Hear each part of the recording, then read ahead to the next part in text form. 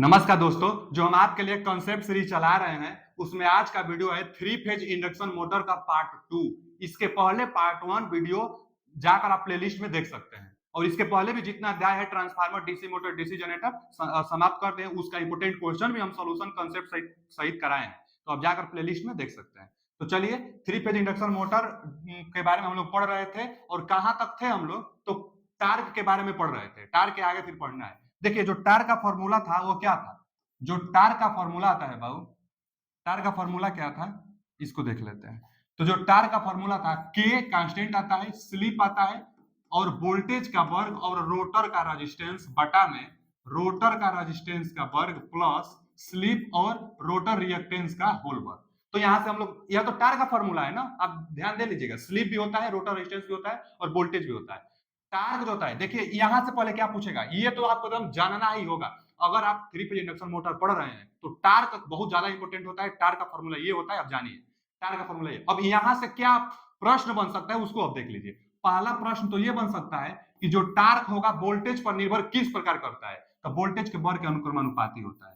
Voltage के वर्ग के, ये ई और भी दोनों एक ही होते हैं, तो वोल्टेज के वर्ग के अनुक्रमानुपाती होता है। अच्छा, दूसरा देखिए, दूसरा रोटर रेजिस्टेंस पर भी निर्भर करता है। तो रोटर रेजिस्टेंस पर निर्भर करता है, रोटर रेजिस्टेंस पर निर्भर करता है। अब यहां भी है और यहां भी है, तो कह सकते हैं कि अनुक्रमानुपाती निर्भर करता है, क्योंकि रोटर रेजिस्टेंस बढ़ाने से क्या होता है ना कि टार्क भी बढ़ता है। तो कह सकते हैं रोटर रेजिस्टेंस यानी जो टार्क होता है रेजिस्टेंस का अनुक्रमानुपाती होता है। स्लिप रिंग में हम लोग देखे थे कि स्लिप रिंग का रेजिस्टेंस, स्लिप रिंग में रिंग की सहायता से अलग से रेजिस्टेंस हम लोग बढ़ाते थे तो टार्क बढ़ जाती थी। आज ग्राफ भी देखेंगे।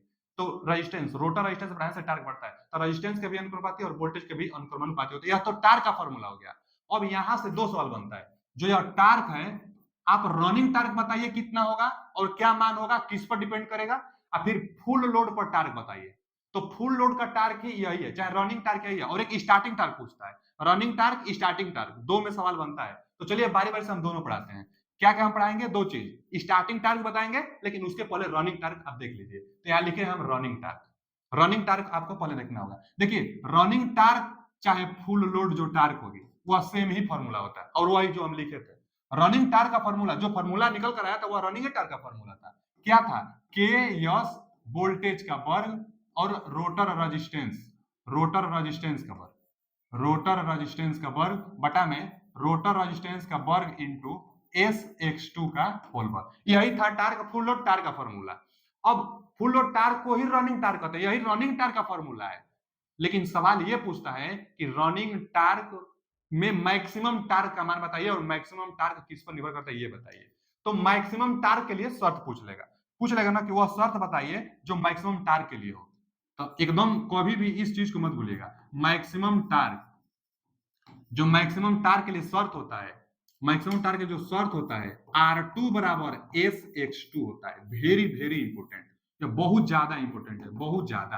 कई बार इसको हर एक एग्जाम में लगभग पूछ ही लेता है कि मैक्सिमम टार्क के लिए शर्त बताइए, तो रोटर रेजिस्टेंस SX2 के बराबर होना चाहिए। मैक्सिमम टार्क के लिए शर्त है, तो आप निकाल सकते हैं। R2 के जगह पर SX2 रख दीजिए, देख लीजिए मैक्सिमम टार्क कितना आ रहा है। अच्छा जी, यहां से कई बार ना स्लिप भी पूछ लेता है, ये देगा अथवा, अथवा केवल चीज, तो एस स्लिप का मान पूछ लेगा यहां से कि मैक्सिमम टार्क के लिए स्लिप का मान बताइए। तो स्लिप बराबर क्या होगा, R2 बटा में X2, R2 बटा में X2, R2 बटा में X2, क्या आ जाएगा स्लिप, स्लिप बराबर X2 किसके बटा में दे दिए, तो R2 बटा में X2 स्लिप। तो मैक्सिमम टार्क के लिए यह दे सकता है अथवा यह दोनों एकदम सेम ही बात है। यहां से R2 बराबर SX2 आएगा। तो कितना निकल कर आएगा बाबू, मैक्सिमम टार्क कितना निकल कर आएगा, इसको देख लीजिए। जो मैक्सिमम टार्क निकल कर आ रहा है, मैक्सिमम टार्क, टी क्या डिनोट कर रहा है, टार्क को, ये मैक्सिमम टार्क। जब R2 X2 यहां पर रख देंगे, तो X2 यहां पर रख देंगे तो यह दोनों जुड़ जाएगा और स्लिप, स्लिप का तो वर्ग आएगा ना, यहां भी तो रखेंगे, यहां R2 का वर्ग नहीं रहता है, सॉरी, यहां केवल R रहता है, यहां R रहता है, R। तो R के जगह पर भी SX2 आप यहां पर रख देंगे, SX2 यहां आप रख देंगे, तो SX2 रखेंगे तो S स्क्वायर, यानी कट कर क्या निकल कर आता है, मैक्सिमम टार्क बराबर K आता है और E का स्क्वायर आता है। यहां तो मान भर देंगे तो एक x आएगा, इससे भी कट जाएगा, तो एक x नीचे बचेगा, यानी 2 आएगा, ये दोनों जुटेगा तो, और x2 आएगा। मतलब यही निकल कर आता है मैक्सिमम टार्क का फॉर्मूला। आप मान भर कर खुद देखिए, इतना आपको मिलेगा। तो वही ना हम पूछे हैं, रनिंग टार्क के लिए मेन फॉर्मूला ये, रनिंग टार्क के केस में मैक्सिमम टार्क कब होगी तो ये, और मैक्सिमम टार्क होगा कितना तो ये। लेकिन सवाल क्या पूछता है कई बार इसको कि मैक्सिमम टार्क कितना होता है, आप इसको ध्यान में बैठाइए, यहाँ भी दे देता है कई बार, तो मैक्सिमम टार्क कितना होता है ये ट्रिक देगा, अथवा क्या देगा, मैक्सिमम टार्क रोटर रेजिस्टेंस पर निर्भर करता है कि नहीं, तो नहीं करता है। देखिए यह full load torque rotor resistance पर निर्भर करता है, लेकिन मैक्सिमम टार्क रोटर रेजिस्टेंस पर निर्भर नहीं करता है। यह बहुत इंपॉर्टेंट है, यहां लिख दे रहे हैं, रोटर रेजिस्टेंस पर, रोटर रेजिस्टेंस पर, रोटर रेजिस्टेंस पर मैक्सिमम टार्क निर्भर नहीं करता, निर्भर नहीं करता है। कैसे भैया, फॉर्मूला देखिए ना, मैक्सिमम टार्क में रोटर रेजिस्टेंस पर निर्भर नहीं करता है, माने रोटर का रेजिस्टेंस कितना भी बढ़ाइए मैक्सिमम टार्क नहीं बदलने वाला है, तो मैक्सिमम टार्क नहीं बदलता है, पहला क्वेश्चन। और दूसरा क्वेश्चन ये पूछता है, दूसरा क्वेश्चन ये पूछता है कि वोल्टेज का तो ठीक है अनुक्रमानुपाती है, रिएक्टेंस पर किस प्रकार निर्भर करता है, तो व्युत्क्रमानुपाती रिएक्टेंस पर, यानी जो मैक्सिमम टार्क होगा, मैक्सिमम जो टार्क होगा वह 1/x2 पर निर्भर करता है,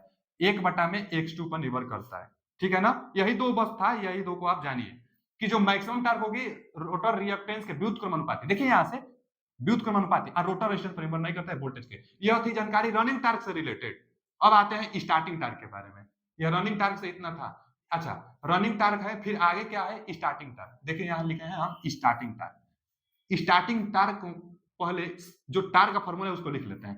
टार्क का फॉर्मूला क्या है, तो वही के यस, इतना बार हम लिख देंगे कि आपको याद ही हो जाएगा। टार्क का फॉर्मूला क्या होता है, के यस, फिर वोल्टेज का स्क्वायर, फिर रोटर का रेजिस्टेंस, फिर बटा में रोटर रेजिस्टेंस का वर्ग। एकदम छोटा सा एकदम प्यारा सा फॉर्मूला, आप इसको याद कर लीजिए। इसी फॉर्मूला से टार्क से जितना क्वेश्चन बनेगा आप सब बना लेंगे। तो एस एक्स टू का होल वर्ग, यहाँ रेजिस्टेंस का वर्ग, के एस ई टू स्क्वायर और आर टू। अब देखिए यह तो फुल लोड टार्क का फॉर्मूला था, चाहे रनिंग टार्क का फॉर्मूला था। मैक्सिमम के लिए आर टू बराबर एक्स टू हम रख दिए। मैक्सिमम टार्क के लिए क्या रखे थे, देखिए शर्त क्या था, मैक्सिमम टार्क के लिए, मैक्सिमम टार्क, मैक्सिमम टार्क के लिए क्या था फॉर्मूला भैया, शर्त क्या था कि आर टू एक्स टू के बराबर होना चाहिए, आर टू एक्स टू के बराबर होना चाहिए। यहां बात किसका कर रहे हैं, स्टार्टिंग टार्क का। स्टार्टिंग टार्क में स्लिप कितना होता है, एक।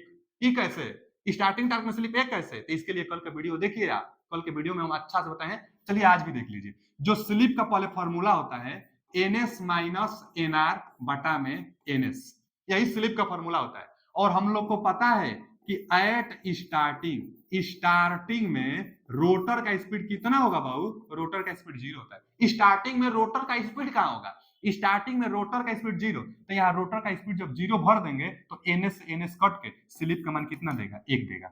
स्टार्टिंग में रोटर का स्पीड 0, तो एनएस एनएस कट के स्लिप का मान 1, इसीलिए लिखे हैं स्टार्टिंग में स्लिप का मान 1, तो यहाँ स्लिप का मान 1 भर दीजिए। तो स्टार्टिंग टार्क कितना निकल कर आएगा, अगर हम स्टार्टिंग टार्क बताएं आपको, स्टार्टिंग टार्क, स्टार्टिंग टार्क बताएं तो स्लिप की जगह पर 1 आपको रखना होगा, के ई का वर्ग आर टू, क्योंकि एस का मान तो 1 रखना होगा, और फिर यहाँ क्या है आर टू का वर्ग, और यहाँ 1 रख देंगे तो एक्स टू का वर्ग। तो ये जो फॉर्मूला निकल कर आ रहा है, यह जो फॉर्मूला है स्टार्टिंग टार्क का फॉर्मूला है। ट्रिक लगवाएगा आपको कि निम्न में स्टार्टिंग टार्क का फॉर्मूला कौन सा है, उसमें स्लिप नहीं होना चाहिए, यही है स्टार्टिंग टार्क का फॉर्मूला। अच्छा, यहाँ पर कई बार जेड दे सकता है, क्योंकि रोटर का रेजिस्टेंस मतलब रेजिस्टेंस का वर्ग प्लस रिएक्टेंस का वर्ग बराबर इंपेडेंस का वर्ग, यानी जेड का वर्ग, तो यहाँ जेड का वर्ग दे सकता है। तो यह जो फॉर्मूला निकल कर आएगी जिसमें स्लिप नहीं रहेगा तो स्टार्टिंग टार्क होगा। अब स्टार्टिंग टार्क है तो इसमें भी मैक्सिमम टार्क पूछ देगा ना, मैक्सिमम टार्क के लिए कंडीशन ये है, तो मैक्सिमम टार्क स्टार्टिंग के केस में स्लिप का मान 1 होता है, तो आर टू बराबर एक्स टू होता है। सबसे पहला बात तो कई बार क्वेश्चन ऐसे पूछेगा, बोल देना कि रोटर का रेजिस्टेंस, रोटर का रेजिस्टेंस 1 ओम है, तो रोटर का रिएक्टेंस कितना होगा स्टार्टिंग टार्क के केस में मैक्सिमम टार्क प्राप्त करने के लिए। तो मैक्सिमम टार्क के लिए R2 बराबर X2 और स्लिप का मान 1 होता है, तो रोटर का रेजिस्टेंस ही रिएक्टेंस कहलाएगा। तो कोई एक देगा, एक पूछ लेगा स्टार्टिंग टार्क के केस में। कितना निकल कर आ रहा है, तो इसके लिए भी जो फॉर्मूला निकल कर आएगा मैक्सिमम टार्क का उतना ही निकल कर आएगा, के जो कांस्टेंट था और जो वोल्टेज का वर्ग निकल कर आता है, और उसके बाद 2x2 निकल कर आता है। मतलब यहां भी मैक्सिमम टार्क, चाहे स्टार्टिंग टार्क हो चाहे रनिंग टार्क हो, स्टार्टिंग टार्क हो चाहे रनिंग टार्क हो, मैक्सिमम टार्क का सेम फॉर्मूला होता है। मैक्सिमम टार्क नहीं बदलता है, मैक्सिमम टार्क रोटर रेजिस्टेंस पर निर्भर नहीं करता है, मैक्सिमम टार्क रिएक्टेंस के व्युत्क्रमानुपाती होता है। यह मैक्सिमम टार्क थी। स्टार्टिंग के केस में मैक्सिमम टार्क के लिए यह शर्त आया, और यह उसका फॉर्मूला था स्टार्टिंग टार्क के लिए। इसके पहले जो हम बताए थे वह रनिंग टार्क के लिए था। चलिए आगे कुछ इंपोर्टेंट पॉइंट लिखे हैं हम आपके लिए, जो कि एग्जाम में यह ट्रिक लगवाएगा अथवा इसी पर सवाल देगा। तो पहला जो हम अभी आपको बताए हैं स्टार्टिंग टार्क, उसके बाद हम बताए हैं मैक्सिमम टार्क। तो स्टार्टिंग टार्क और मैक्सिमम टार्क में रेशियो पूछ लेता है कई बार। तो कितना निकल कर आता है स्लिप के टर्म में? तो 2s बटा 1 प्लस एस स्क्वायर निकल कर आता है। बहुत ज्यादा इंपोर्टेंट है, बहुत ज्यादा, यही सबसे ज्यादा इंपोर्टेंट है। किसमें रेशियो? तो स्टार्टिंग टार्क और मैक्सिमम टार्क में संबंध। यहाँ स्लिप कमान, स्लिप कमान तो आप निकाल सकते हैं।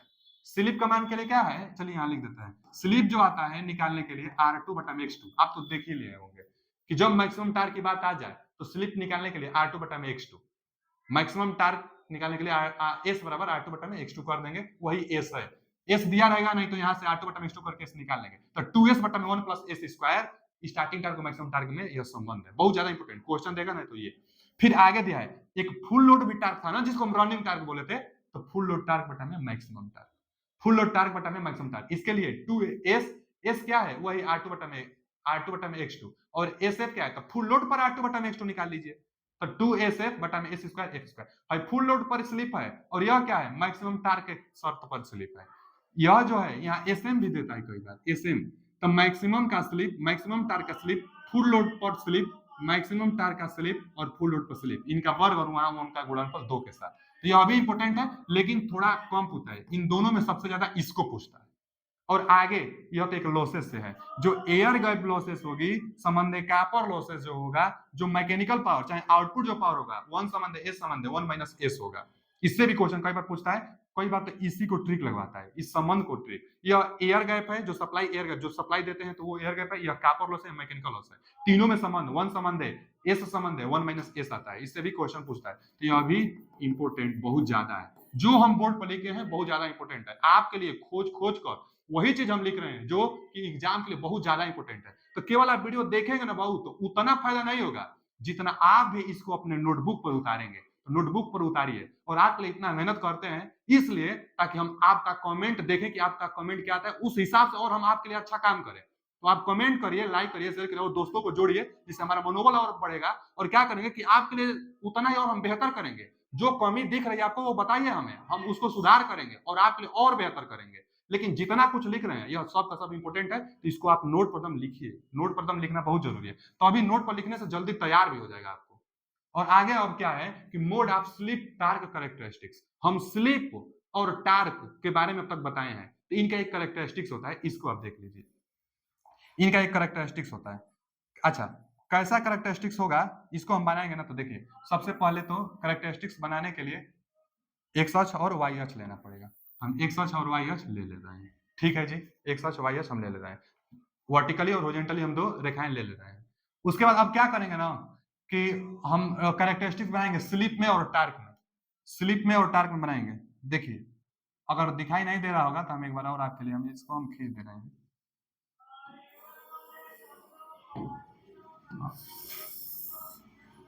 ठीक, अब देखिए क्या करेंगे ना कि आप वो बताइए पहले तो कि कैरेक्टरिस्टिक स्लिप में और टार्क में, तो टार्क को कौन डिनोट करेगा, तो यह जो है टार्क को डिनोट कर रहा है, टार्क को, और यह जो होगी यह स्लिप को डिनोट कर रही है।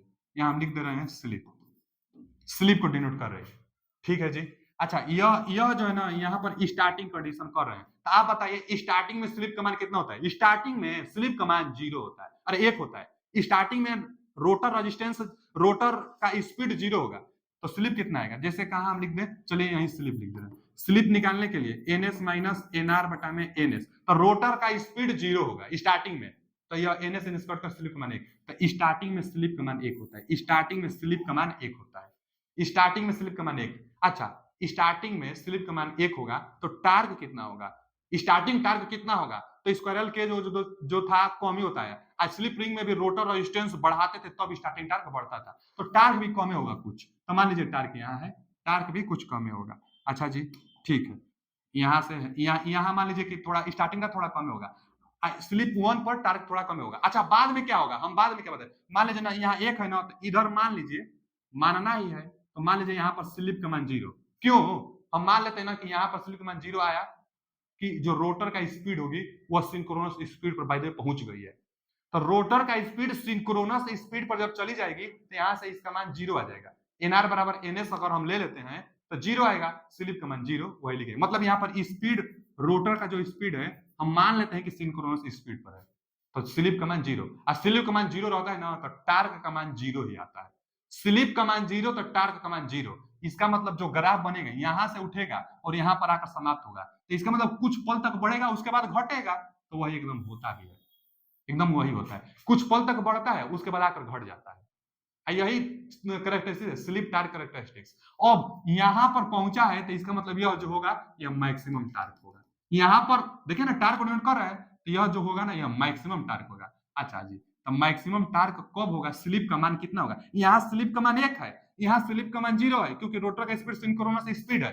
तो हम बताए भी थे कि जो इंडक्शन मोटर होती है सिंक्रोनस स्पीड पर गति नहीं कर सकती है। क्यों? क्योंकि यदि रोटर का स्पीड सिंक्रोनस स्पीड पर जाएगी तो स्लिप 0 हो जाएगा, टार्क 0 हो जाएगा, तो मोटर चलेगा ही नहीं। टार्क 0 तो मोटर चलेगा ही नहीं। तो अब क्या बताएंगे कि इसके बीच ही में, तो मतलब जो इंडक्शन मोटर होगा ना बाबू, इतना से इतना के बीच में उसका कैरेक्टरिस्टिक्स बता रहा है।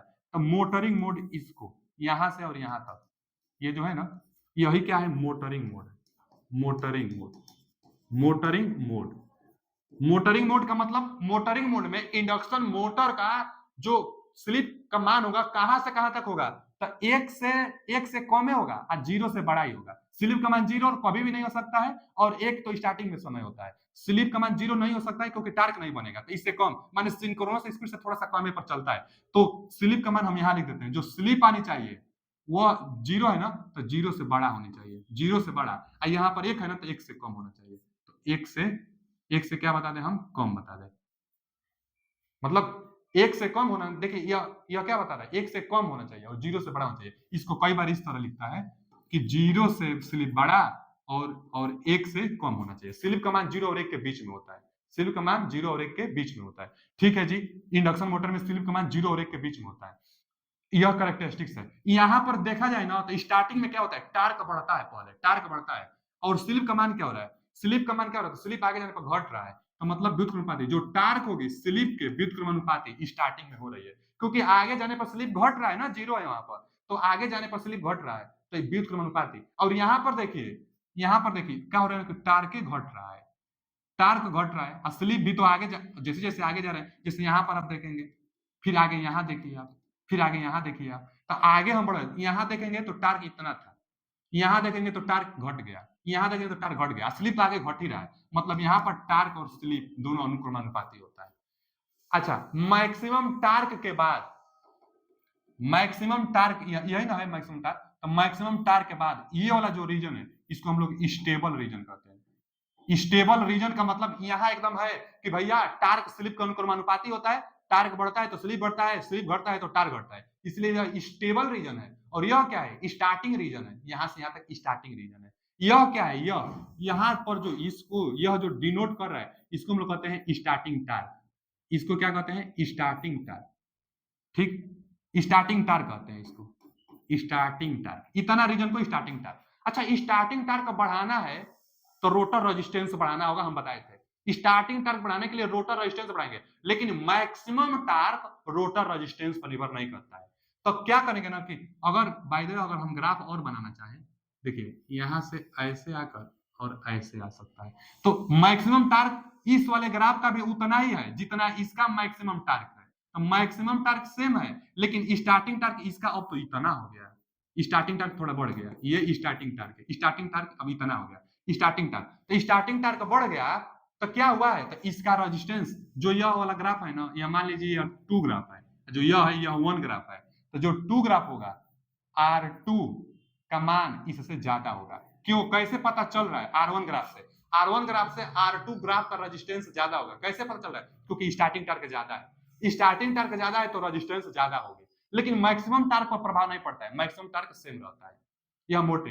अच्छा, यह ग्राफ आगे भी आ सकता है, आगे भी यहाँ जैसे यह आगे भी आ सकता है, तो स्लिप 1 से भी ज्यादा, तो जब स्लिप का मान 1 से भी ज्यादा आ जाएगा तो इसको हम लोग ब्रेकिंग रीजन कहते हैं। यहाँ पर स्लिप का मान 1 से ज्यादा, जैसे यहाँ 0 था, आगे बढ़ते बढ़ते गए 1 आ गया, आगे बढ़ते जाएंगे तो इधर कितना आ जाएगा, 2 आ जाएगा स्लिप का मान, तो 1 से ज्यादा जब आ जाएगा ना तो यह क्या होगा, ब्रेकिंग रीजन होगा, ब्रेकिंग रीजन, ब्रेकिंग रीजन होगा, ब्रेकिंग मोड होगा।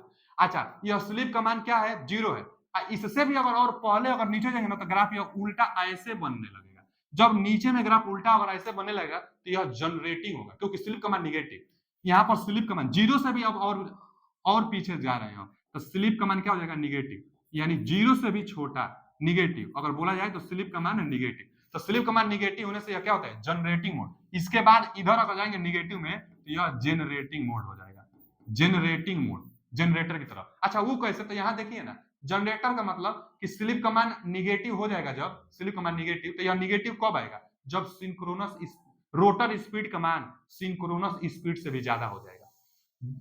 स्लिप निगेटिव कब आएगा बाबू, जब रोटर स्पीड सिंक्रोनस से भी ज्यादा हो जाए, तो सिंक्रोनस से ज्यादा हो जाएगा, तो सिंक्रोनस से ज्यादा यह हो जाएगा तो इसका मान माइनस में, स्लिप माइनस में, तो सिंक्रोनस से भी ज्यादा तो स्लिप माइनस में आ गया, स्लिप माइनस में तो जनरेटिंग मोड होता है। तो यह जीरो से पहले इधर जनरेटिंग मोड, और यह टार्क और स्लिप में कैरेक्टरिस्टिक्स है। और देखिए जो यहां से ना, ये तो बहुत ज्यादा इंपॉर्टेंट है, ये इसको तो पूछता ही है, इसको तो पूछता ही है कि टार्क स्लिप के अनुक्रमानुपाती किस रीजन में होगा, तो स्टेबल रीजन में होगा, और टार्क स्लिप के व्युत्क्रमानुपाती स्टार्टिंग रीजन में हो रहा है।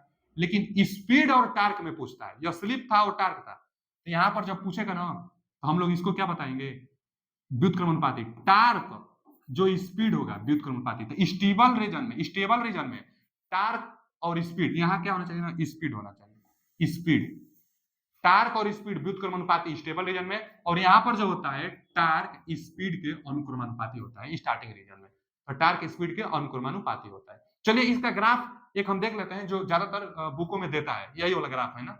देखिए हम जो बताए हैं एकदम सब एकदम वही दिया है, आप पढ़ लीजिए। यहां से यह देखिए एनएस बराबर एनआर, एनएस बराबर एनआर का मतलब आओ कि रोटर का स्पीड सिंक्रोनस स्पीड के बराबर हो गया है। जब रोटर का स्पीड सिंक्रोनस स्पीड के बराबर हो जाएगा तो स्लिप का मान जीरो, और स्लिप का मान जब जीरो हो गया तो टार्क का मान जीरो, यानी सिंक्रोनस स्पीड पर इंडक्शन मोटर नहीं चलाया जाता है, क्योंकि टार्क का मान जीरो देता है। ये वाला एक पॉइंट आप जानते रहेंगे कि स्लिप बराबर जीरो पर टार्क का मान जीरो आता है। अच्छा ये वाला जो निकल कर आया है यह मैक्सिमम टार्क है, यह जो निकल कर आया है मैक्सिमम टार्क है। यहाँ किस, अच्छा कई बार पूछता है ना कि मैक्सिमम टार्क किस स्लिप पर होगा, देखिए ना लिखा भी है एसएम बराबर R2 बटा में X2, एसएम बराबर R2 बटा में X2। आप जानते हैं, ये तो हम पहले थ्योरी में भी बताए आपको कि एसएम बराबर X2 बटा में R2 बटा में X2 करने से स्लिप का मान निकल कर आता है। अब देखिए यहाँ पर लिखा भी है स्टेबल रीजन, यहाँ पर लिखा भी है टार्क स्लिप के अनुक्रमानुपाती होता है, यहाँ भी लिखा है टार्क स्पीड स्लिप के व्युत्क्रमानुपाती, लेकिन टार्क यहाँ स्पीड के अनुक्रमानुपाती और यहाँ टार्क स्पीड के व्युत्क्रमानुपाती, स्लिप के अनुक्रमानुपाती लेकिन स्पीड के व्युत्क्रमानुपाती, यहाँ स्लिप के व्युत्क्रमानुपाती लेकिन स्पीड के अनुक्रमानुपाती।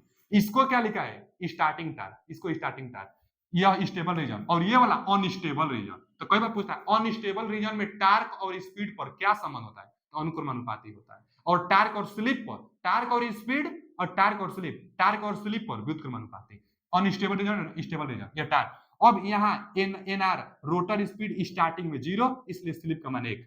इसके बाद आएंगे, अगर इसके बाद इधर आएंगे स्लिप का मान एक से ज्यादा लेंगे हम लोग, जब स्लिप का मान एक से ज्यादा लेंगे, जब स्लिप का मान एक से ज्यादा लेंगे तो यहाँ देखिए ब्रेकिंग मोड दिया है। मोड है तीन प्रकार से इंडक्शन मोटर चल सकता है, एक ब्रेकिंग मोड में जब स्लिप का मान एक से ज्यादा हो, और एक मोटरिंग मोड में जब स्लिप का मान जीरो और एक के बीच में हो, एक जनरेटिंग मोड में जब स्लिप का मान निगेटिव हो। तो यह ग्राफ से क्वेश्चन बहुत ज्यादा पूछता है, आप एक एक चीज अपने कॉपी पर लिख लीजिए और बना लीजिए। इधर जाएंगे आप ना, इधर जाने पर स्पीड बढ़ रहा है और इधर आने पर स्लिप बढ़ रहा है, स्लिप इस साइड में बढ़ रहा है, जीरो यहाँ जीरो है, यहाँ एक है, यहाँ दो हो गया, स्लिप इधर बढ़ रहा है, लेकिन इधर स्पीड बढ़ रहा है, यहाँ स्पीड जीरो है, यहाँ स्पीड सिंक्रोनस के पास आ गया। यह जनरेटिंग मोड है जबकि निगेटिव में काम करता है। तो यह स्लिप कैरेक्टरिस्टिक्स बहुत ज्यादा इंपॉर्टेंट है, आप देख लीजिएगा, सवाल कल कराने वाले हैं, सवाल बहुत ज्यादा बनेगा। आगे losses in three phase induction motor, three phase induction motor में लॉसेस जो होता है, यह इंडक्शन मोटर है तो इसमें ईडी करंट लॉसेस जो थी, मतलब आयरन कोर लॉस और कॉपर लॉस तो होगा ही होगा, क्योंकि बाइंडिंग है कोर है तो आयरन लॉस कॉपर लॉस होगा, प्लस में रोटेटिंग पार्ट है तो मैकेनिकल लॉसेस भी आ जाएगी। ट्रांसफार्मर में मैकेनिकल लॉसेस नहीं होता था, जिस तरह डीसी मोटर में था ना मैकेनिकल लॉसेस, उसी तरह इसमें भी होगा। तो देखिए ना कॉपर लॉसेस होगा ही, आयरन चाहे कोर लॉस होगा और मैकेनिकल लॉस होगा। हम जानते हैं, हम बताए थे डीसी मशीन में, नहीं पढ़े तो जाइए प्लेलिस्ट में आप देख लीजिए। जो मैकेनिकल लॉस होता है दो प्रकार से होता है, एक एयर लॉस और एक फ्रैक्शनल लॉस, एयर लॉस और एक फ्रैक्शनल, क्योंकि घर्षण लॉसेस भी हो सकती है और वायु हानि भी होती है। तो मैकेनिकल लॉस के अंतर्गत आती है।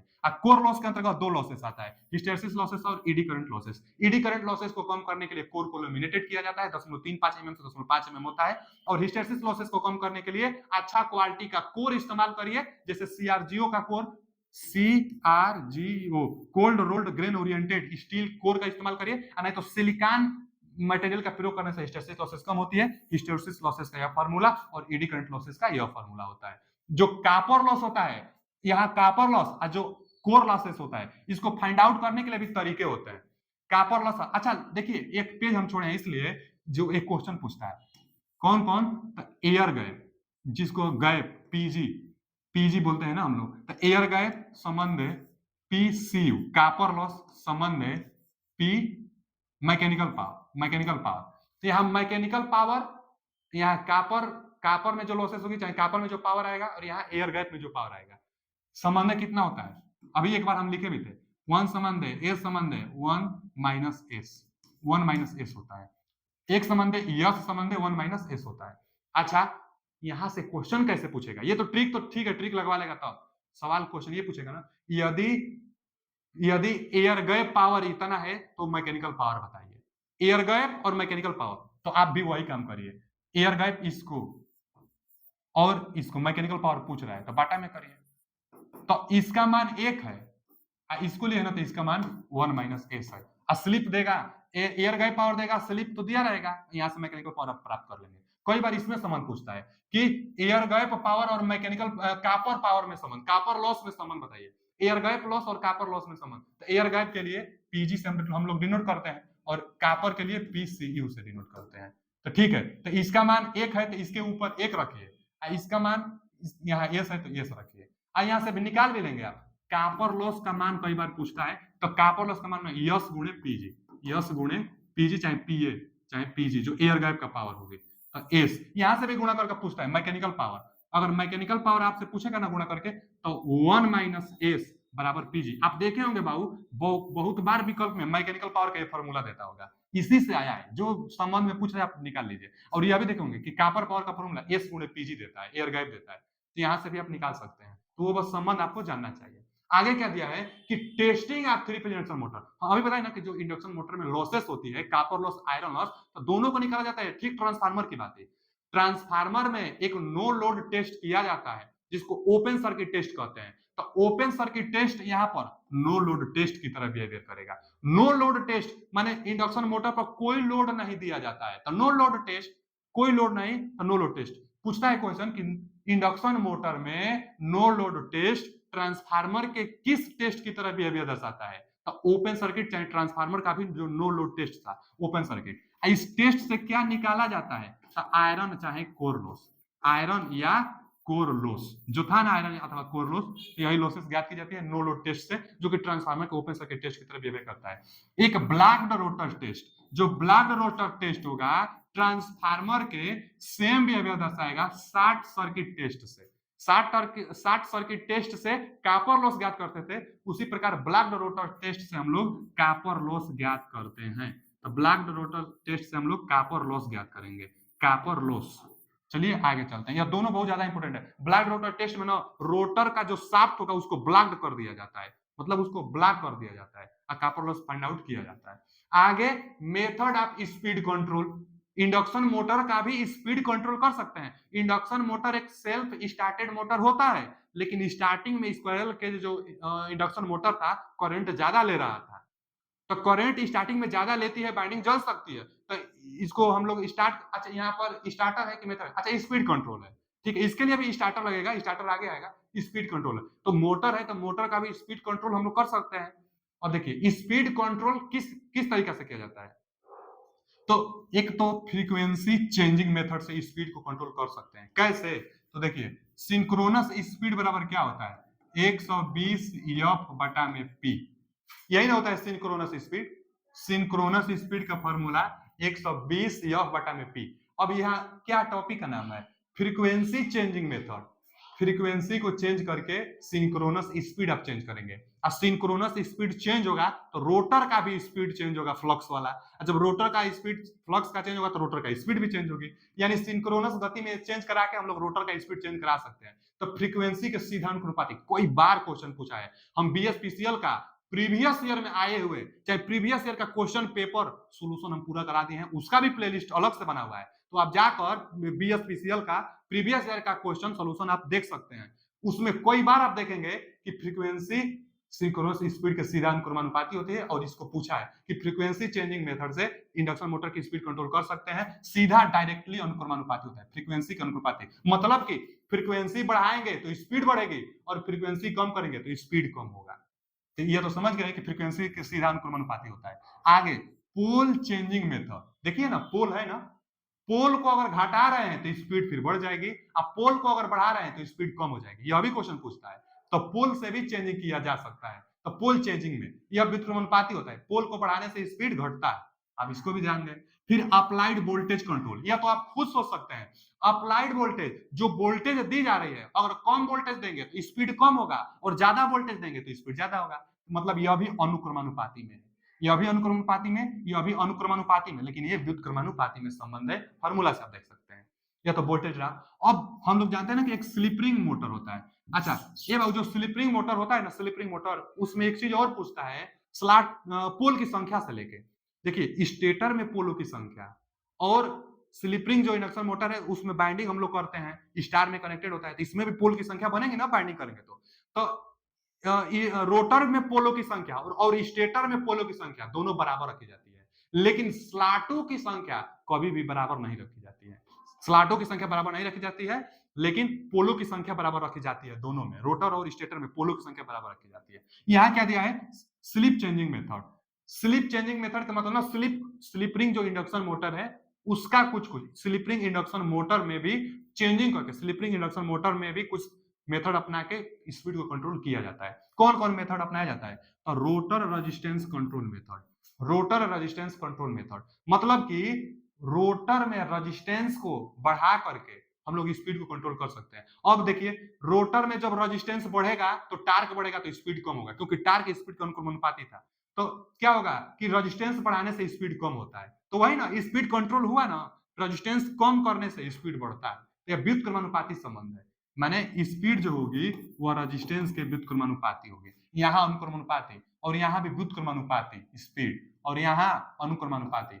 जो स्पीड होगा यहाँ स्पीड होगा वोल्टेज के अनुक्रमानुपाती, यहाँ व्युत्क्रमानुपाती। रेजिस्टेंस बढ़ाने से, रोटर का रेजिस्टेंस बढ़ाने से टार्क बढ़ता है, टार्क बढ़ने से स्पीड कम होता है। आगे रोटर ईएमएफ, इसको एक और नाम देता है इंजेक्टेड ईएमएफ। इंजेक्ट, आप घबराइएगा मत, इंजेक्ट मतलब देना, इंजेक्ट मतलब देना। तो इंजेक्ट ईएमएफ कंट्रोल मेथड, तो रोटर को वोल्टेज दी जाती है, तो फिर वही बात, जब वोल्टेज देंगे तो स्पीड बढ़ेगा, वोल्टेज अगर कम करेंगे तो स्पीड कम होगा। तो इंजेक्टेड मतलब वोल्टेज दी जाती है स्लिप रिंग की सहायता से। देखिए, रोटर की बात कर रहा है ना, तो रोटर में स्लिप रिंग की सहायता से रेजिस्टेंस भी जोड़ सकते हैं और रोटर में स्लिप रिंग की सहायता से हम लोग वोल्टेज भी दे सकते हैं।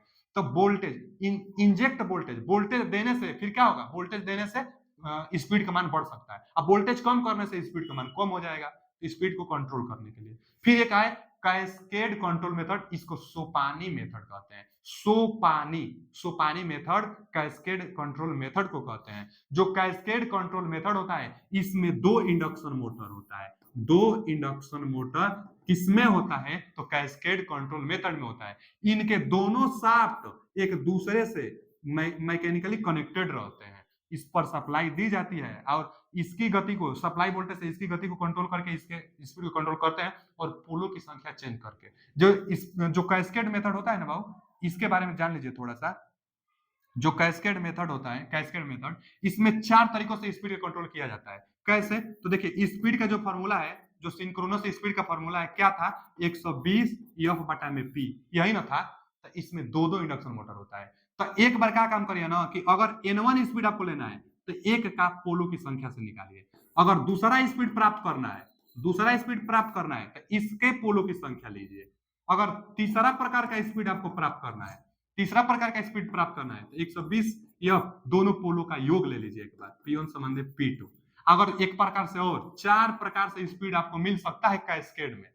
चौथा प्रकार से स्पीड आपको प्राप्त करना है 120a में दोनों पोलों का अंतर ले लीजिए। अब एक बार दोनों पोलों में अंतर से भाग दीजिए, एक बार दोनों पोलों का योग से, एक बार केवल एक पोल, एक बार दूसरा का पोल। तो 4 प्रकार से स्पीड कैस्केड मेथड में, कैस्केड मेथड को सोपानी method, cascade method speed control method है इंडक्शन मोटर का, और इसमें दो इंडक्शन मोटर लगा रहता है। यही से सवाल बन जाएगा।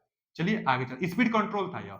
स्पीड कंट्रोल के बाद आगे क्या है कि types of starter used in 3 phase induction motor. तो स्टार्टर का प्रयोग स्टार्टिंग करंट को कंट्रोल करने के लिए किया जाता है। हम जानते हैं जो स्क्वायरल केज इंडक्शन मोटर है स्टार्टिंग में हाई अमाउंट में करंट ले लेता है। क्यों? क्योंकि रेजिस्टेंस का मान उसका लो होता है स्क्वायरल केज का, तो इसलिए करंट का मान ज्यादा वो ले लेता है। तो वही स्टार्टर का प्रयोग करंट को कंट्रोल करने के लिए इस्तेमाल किया जाता है। और जो स्टार्टर होता है इंडक्शन मोटर सेल्फ स्टार्टेड होता है, लेकिन डिवाइस को सुरक्षा प्रदान करने के लिए स्टार्टर का प्रयोग किया जाता है। तो रेटिंग के अनुसार स्टार्टर का प्रयोग किया जाता है। एक डोल स्टार्टर आता है इंडक्शन मोटर में, यह 5 एचपी तक। पहले तो इंडक्शन मोटर की जो रेटिंग होगी एचपी में होगी, ट्रांसफार्मर की केवीए में थी, लेकिन इंडक्शन मोटर जो था इसका रेटिंग एचपी में। तो 5 एचपी तक डायरेक्ट ऑनलाइन स्टार्टर का प्रयोग किया जाता है 5 एचपी तक। इसमें सबसे ज्यादा जो इंपोर्टेंट है कि कितना एचपी तक प्रयोग होता है ये, और दूसरा कि स्टार्टिंग टार्क और फुल लोड टार्क में संबंध क्या आएगा। तो देखिए स्टार्टिंग टार्क है तो starting current, full load torque है तो फुल लोड करंट का वर्ग, यह क्या है स्लिप है, फुल लोड पर स्लिप है। फुल लोड की बात आए ना तो फुल लोड पर स्लिप है। यही एक फॉर्मूला आप अगर ध्यान दे लेंगे तो सब में इतना कदम कॉमन है। अगला जो स्टार्टर आता है स्टार डेल्टा स्टार्टर, यह 15 से 20 एचपी तक भी दे देता है। 15 एचपी तक, कहीं कहीं 20 एचपी तक देता है। तो 20 एचपी तक, 15 से 20 एचपी तक स्टार डेल्टा स्टार्टर का प्रयोग किया जाता है। अच्छा, स्टार डेल्टा देखिए टार्क बोला है ना तो 1/3, टार्क बोला है तो 1/3, क्योंकि स्टार डेल्टा में कर्ण 3 का संबंध आता है, वर्ग होता है इसलिए 3 आ जाता है। यह थ्योरी का पार्ट है, लेकिन आप फॉर्मूला को जान लीजिए, फॉर्मूला निकल कर क्या आता है। तो स्टार्टिंग टार्क और फुल लोड टार्क, जो स्टार्टिंग टार्क होगी फुल लोड टार्क होगी, इतना तो एकदम सेम है। ध्यान कर देना है कि स्टार डेल्टा है तो 1/3 भैया टार्क के केस में लगेगा, जो कि डोल स्टार्टर के 57.7% यह होता है। डोल स्टार्टर के, क्योंकि इतना जो मान है सेम है, 3 से भाग भी दिया गया है, तो 57.7% आता है। ठीक है, अब आगे देख लीजिए, आगे एक और ये फॉर्मूला है। ऑटो ट्रांसफार्मर का प्रयोग कहां किया जाता है, तो हम अनुप्रयोग में बताए थे कि auto transformer 3 phase induction motor के स्टार्टर के रूप में ऑटो ट्रांसफार्मर का प्रयोग किया जाता है। तो ऑटो ट्रांसफार्मर से क्या स्टार्टर के रूप में ऑटो ट्रांसफार्मर का प्रयोग किया जाता है, और यह 20 एचपी से ऊपर के लिए प्रयोग किया जाता है। 20 एचपी से ऊपर के लिए प्रयोग किया जाता है ऑटो ट्रांसफार्मर का। इसके लिए ऑटो ट्रांसफार्मर में टेपिंग की व्यवस्था होती है, तो इसीलिए बस ना एक्स स्क्वायर लग गया है।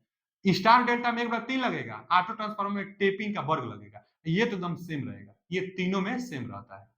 तो आप जानते रहिएगा, ठीक है ना। यहाँ क्या है स्टार्टिंग टार्क बटा में फुल लोड टार्क है, स्टार्टिंग टार्क बटा में फुल लोड टार्क है, टेपिंग का वर्ग और स्टार्टिंग करंट और फुल लोड करंट का वर्ग। ये क्वेश्चन देता है नहीं तो ट्रिक लगवा लेते हैं, यहाँ से आप मान भर सकते हैं। फिर आगे दिया है रोटर रेजिस्टेंस स्टार्टर, तो इसका प्रयोग ना rotor resistance starter slip ring induction motor वाले में किया जा सकता है, क्योंकि नाम में से पता चल रहा है कि रोटर रेजिस्टेंस, तो रोटर में रेजिस्टेंस ऐड करने के लिए स्लिप रिंग इंडक्शन मोटर होता है। तो यह स्टार्टर का प्रयोग, रोटर रेजिस्टेंस स्टार्टर का प्रयोग केवल स्लिप रिंग इंडक्शन मोटर के लिए प्रयोग कर सकते हैं, क्योंकि स्लिप रिंग में ही व्यवस्था होती है रोटर में रेजिस्टेंस ऐड करने के लिए। आगे क्या दिया है हार्मोनिक्स। हार्मोनिक्स क्या होता है, ए बाबू हार्मोनिक्स एक हानि है, हार्मोनिक्स एक हानि है। क्या है हार्मोनिक्स, तो जब हम लोग स्टेटर पर सप्लाई देते हैं, वह रोटेटिंग मैग्नेटिक फील्ड बनाता है, जो फ्लक्स बनाता है, वह फ्लक्स पूर्ण रूप से साइनसोइडल नहीं होता है। जो फ्लक्स बनता है वह पूर्ण रूप से साइनसोइडल नहीं होता है। कैसा होता है, जैसे जो फंडामेंटल होता है ना साइनसोइडल, फंडामेंटल मतलब मान लीजिए कि यह ऐसे होना चाहिए, यहां से आया फिर यहां से ऐसे होकर, फंडामेंटल मतलब जो बेसिक हम लोग का फ्लक्स होना चाहिए साइनसोइडल, ऐसे होना चाहिए, सप्लाई देने के बाद ऐसे फ्लक्स बनना चाहिए। लेकिन बनता क्या है कि यह इसका ना एक राउंड इसमें कई राउंड बन जाता है, कई राउंड बन जाता है, माने पूर्ण रूप से साइनसोइडल होता भी नहीं है। और क्या होता है कि फंडामेंटल का एक साइकिल में यह कई साइकिल चल लेता है, अब जितना साइकिल चलेगा वही हार्मोनिक्स कहलाता है। जैसे मान लीजिए कि इसका एक साइकिल में यह 3 साइकिल चला गया, तो इसको कहेंगे थर्ड हार्मोनिक्स। और मानिए इसका फंडामेंटल साइनसोइडल में अगर यह 5 साइकिल चला गया, कभी भी विषम संख्या में चलता भी है हार्मोनिक्स, तो यह अगर 5 साइकिल चलता है तब फिफ्थ हार्मोनिक्स, अगर 7th चलता है तो सेवेंथ हार्मोनिक्स, मतलब जितना चक्कर ये लगा लेगा उसके फंडामेंटल के एक साइकिल में वही हार्मोनिक्स कहलाएगी। अच्छा, यह हानि है हमारे लिए, स्पीड को कम कर देता है। जैसे दिया है ना यहाँ पर, देखिए ना, crawling of induction motor, crawling of induction motor, तो क्राउलिंग का मतलब यही ना कि स्पीड को कम कर देता है। कितना गुना? तो n/7 गुना। जो स्पीड होगी रोटर का, जो स्पीड होगा वह n/7। कोई बार पूछता है कि क्राउलिंग के केस में रोटर का स्पीड कितना होता है, तो सिंक्रोनस स्पीड के बटा में 7 कर देंगे, यानी 7 से जो भाग ns बटा में 7 करने से क्राउलिंग स्पीड प्राप्त होता है। क्या होता है कि यही लॉसेस है। अब थर्ड हार्मोनिक्स समाप्त हो जाता है खुद से, थ्री फेज सप्लाई देने से समाप्त हो जाता है। और जो फिफ्थ हार्मोनिक्स होता है ना, यह विपरीत दिशा में बस प्रयास करता है। लेकिन सेवेंथ हार्मोनिक्स होता है जो यूजफुल होता है, और हार्मोनिक्स सेवेंथ हार्मोनिक्स जो होता है यह एक स्पेस हार्मोनिक्स है, स्पीड को 7 गुना कम कर देता है। तो आप जानते हैं क्राउलिंग शब्द जहां आ जाएगा वहां समझिएगा स्पीड को कम कर देता है। कितना? तो 7 गुना स्पीड कम कर देता है क्राउलिंग में। अच्छा, स्क्वायरल केज इंडक्शन मोटर में ही क्राउलिंग की समस्या आती है। जो यह क्राउलिंग की समस्या है स्क्वायरल केज इंडक्शन मोटर में ही आता है, और स्पेस हार्मोनिक्स के कारण ये होता है। ये जो हार्मोनिक्स बन रही है ना, स्पेस हार्मोनिक्स, स्पेस हार्मोनिक्स का मतलब कि इसका एक साइकिल में यह डिस्टेंस 7 साइकिल कवर कर दे रही है, इसीलिए स्पेस हार्मोनिक्स कहा जा रहा है। तो यह स्क्वायरल केज इंडक्शन मोटर में बनता है, और क्राउलिंग में स्पीड 7 गुना कम हो जाता है, यही पूछता है। आगे कोगिंग और कोगिंग या मैग्नेटिक लॉकिंग क्या होता है? तो देखिए, जो कोगिंग होता है ना बाबू, मान लीजिए यहां पर यह स्टेटर का स्लॉट है, मान लीजिए यह स्टेटर का स्लॉट है, और एक ना रोटर का स्लॉट, रोटर का स्लॉट, रोटर में भी तो स्लॉट होती है। तो देखिए, कभी भी स्टेटर का जो स्लॉट होगा, जो स्टेटर का स्लॉट होगा और जो रोटर का स्लॉट होगा, तो स्टेटर का स्लॉट और रोटर का स्लॉट बराबर नहीं होना चाहिए, और न ही मल्टीपल होना चाहिए, नहीं तो मैग्नेटिक लॉकिंग चाहे कोगिंग की समस्या आ सकती है। यह क्या है कि इसका मैग्नेटिक फील्ड लाइंस और इसका मैग्नेटिक फ्लक्स, मतलब इसका मैग्नेटिक फ्लक्स, इसका मैग्नेटिक फ्लक्स एक दूसरे को लॉक कर लेते हैं, और रोटर हमारा रोटेट नहीं कर पाता है। इसी को मैग्नेटिक लॉकिंग, चुंबकीय फ्लक्स एक दूसरे को लॉक कर लेती है, जिससे मोटर स्टार्ट करने पर स्टार्ट नहीं होता है। इसी को मैग्नेटिक लॉकिंग अथवा कोगिंग की समस्या कहते हैं। इसको दूर करने के लिए जो बस बार थी उसको थोड़ा तिरछा बनाया जाता था, आवाज को भी वो कम करता था, और स्लॉटों की संख्या बराबर कभी भी नहीं होनी चाहिए। तो स्टेटर में स्लॉट की संख्या, स्लॉट कभी भी बराबर नहीं होनी चाहिए, रोटर में स्लॉट की संख्या के बराबर नहीं होनी चाहिए। तो रोटर में जो स्लॉट होगी उसके बराबर स्टेटर में स्लॉट कभी भी नहीं रखी जाती है, नहीं तो मैग्नेटिक लॉकिंग की समस्या आ जाती है। यह अलग अलग रहेगा तो यह आगे और पीछे, तो मैग्नेटिक फील्ड लाइन, मान लीजिए यह ऐसे था ना, अगर यही ऐसे अगर रहेगा, यहां से अगर ऐसे रहेगा, मान लीजिए कि कुछ डिफरेंट रहेगा, तो अब इसका और इसका फ्लक्स थोड़ा तिरछा रहेंगे, और जब तिरछा रहेंगे तो रोटेट करा देगा, तो मैग्नेटिक लॉकिंग की समस्या नहीं आएगी। तो इससे बचने के लिए स्लॉटों की संख्या कभी भी बराबर अथवा मल्टीपल में नहीं रखी जाती है। आगे जो है लास्ट टॉपिक इस अध्याय का, braking of induction motor. Induction motor में ब्रेकिंग, तो जिस तरह से डीसी मोटर का ब्रेकिंग था, सेम ब्रेकिंग इसमें भी आता है, इंडक्शन मोटर में भी। कौन कौन? रीजनरेटिव ब्रेकिंग आता है, एक प्लगिंग ब्रेकिंग आता है, और एक डायनेमिक ब्रेकिंग आता है। देखिए, डायनेमिक ब्रेकिंग में स्लिप का मान 1 - s होता है, प्लगिंग में 2 - s होता है, और रीजनरेटिव में स्लिप का मान नेगेटिव होता है। रीजनरेटिव का मतलब जनरेटर की तरह बिहेवियर करने लगेगा, रीजनरेटिव में जनरेटर की तरह बिहेवियर करने लगेगा, तो यह एनर्जी की सेविंग करता है। पूछता क्वेश्चन क्या है ब्रेकिंग से, कि कौन सा ब्रेकिंग एनर्जी को बचाता है, तो हम लोग कहेंगे रीजनरेटिव ब्रेकिंग। को किस ब्रेकिंग को जनरेटिंग ब्रेकिंग के नाम से जाना जाता है, तो रीजनरेटिव ब्रेकिंग के, रीजनरेटिव ब्रेकिंग। इसमें क्या होता है कि स्पीड को बहुत ज्यादा की जाती है, सिंक्रोनस स्पीड से भी ज्यादा इसमें रोटर का स्पीड किया जाता है, जिससे जनरेटर की तरह बिहेवियर करने लगता है, स्लिप नेगेटिव रहता है। एक प्लगिंग आता है ब्रेकिंग, तो प्लगिंग ब्रेकिंग अचानक रोकने के लिए होता है, इसमें सप्लाई को कट कर दी जाती है, सप्लाई को कट कर दी जाती है प्लगिंग में, और सप्लाई कट करके डायरेक्शन उसका रिवर्स कर दिया जाता है, जिससे आर्मेचर टर्मिनल इसमें चेंज कर दिया जाता है डीसी वाले में। उसी तरह इसमें क्या होगा कि रिवर्स कर दिया जाएगा, जो फेज टर्मिनल होगा ना, फेज सीक्वेंस होगा, फेज सीक्वेंस को चेंज कर देंगे। तो फेज सीक्वेंस को चेंज करेंगे, मान लीजिए कि प्लगिंग में इंडक्शन मोटर इस दिशा में, मान लीजिए क्लॉकवाइज दिशा में इंडक्शन मोटर रोटेट कर रहा है, और जब रोकना होगा ना, तो फेज सीक्वेंस में चेंज कर देंगे। तो फेज सीक्वेंस चेंज करने पर अब यह विपरीत दिशा में घूमने का प्रयास करेगा, तो इस जिस दिशा में चल रहा है अब धीरे धीरे धीरे धीरे कम होगा और उसके बाद विपरीत दिशा में चलना स्टार्ट करेगा। तो जैसे कम होगा वैसे सप्लाई कट कर देंगे तो मोटर रुक जाएगी। तो मोटर को जल्दी सा रोकने के लिए प्लगिंग ब्रेकिंग का प्रयोग किया जाता है। यह मोटर को अचानक रोकता है। इसमें सप्लाई को रिवर्स किया जाता है, सप्लाई को रिवर्स किया जाता है। डायनामिक को रिहोस्टिंग ब्रेकिंग भी कहते हैं। इसमें अलग से रेजिस्टेंस जोड़ के वोल्टेज को ड्रॉप कराई जाती है। अब वोल्टेज इतना ड्रॉप करा दी जाती है कि मोटर को वोल्टेज ना मिले जिससे उसका स्पीड कम हो जाएगा। तो इसमें वोल्टेज को ड्रॉप कराकर मोटर के स्पीड को कम कर ली जाती है, रेजिस्टेंस ऐड करके ड्रॉप करा दी जाती है। ठीक है, अब आज के लिए इतना ही। मिलते हैं आगे अगले वीडियो में इसी अध्याय का जो 3 फेज इंडक्शन मोटर था इसका इंपोर्टेंट क्वेश्चन हम आपके लिए कराएंगे। थैंक यू, धन्यवाद। कमेंट का आपका इंतजार है।